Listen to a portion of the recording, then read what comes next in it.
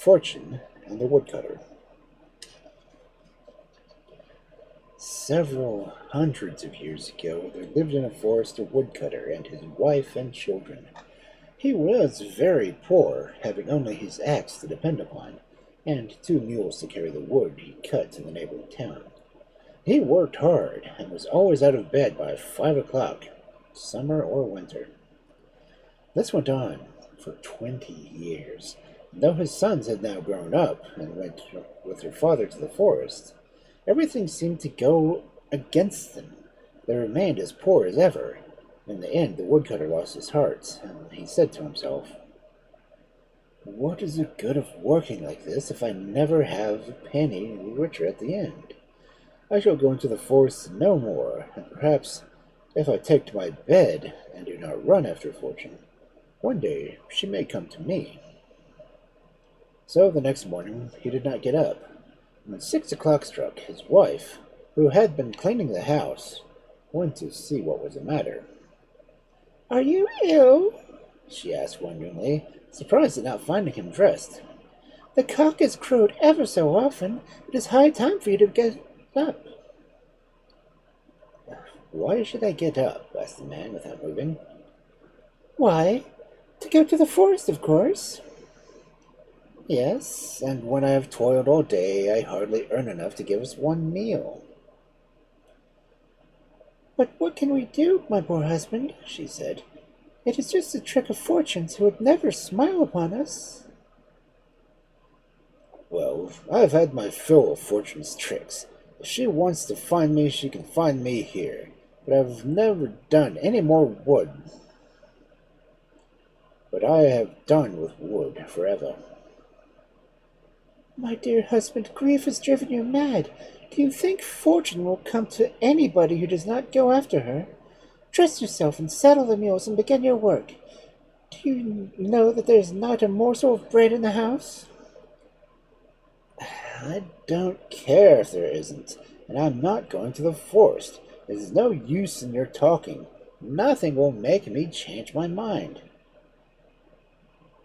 The distracted wife began imploring in vain. Her husband persisted in staying in bed, and at last, in despair, she left him and went back to her work.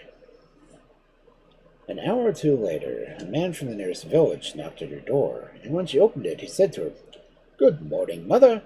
I have got a job to do, and I want to know if your husband will lend me your mules, as I see he is not using them, and can lend them a hand himself." "He is upstairs. You had better ask him," answered the woman, and the man went up and repeated his request. "I'm sorry, neighbor, but I've sworn not to leave my bed, and nothing will make me break my vow." "Well, then, can you lend me your 2 mules? I'll pay you something for them." "Certainly, neighbor. Take them and welcome."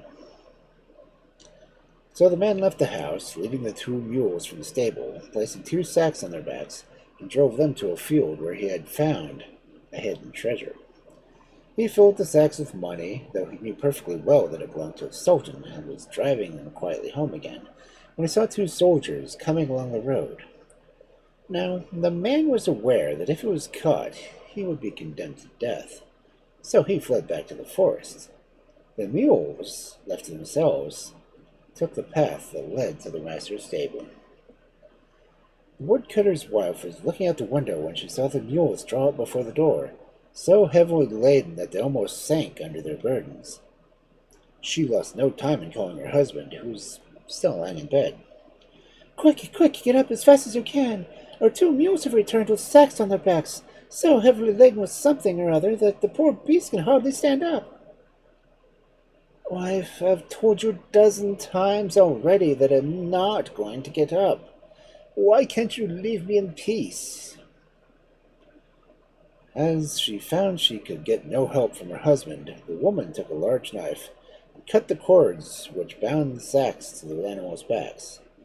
They fell at once to the ground, and out poured a rain of gold pieces, till the little courtyard shone like the sun. "A treasure!" gasped the woman, as soon as she could speak from surprise. "A treasure!"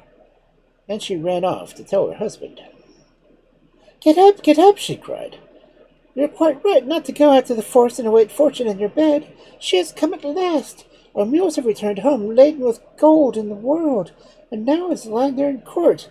No one in the whole country can be as rich as we are. In an instant, the woodcutter was on his feet and running to the court, where he paused gazingly at the glitter of the coins that lay around him. Yes, you see, my dear wife, I was right, he said at last. Fortune is capricious. You can never count on running after her, and she is sure to fly away from you. Stay still, and she is sure to come to you.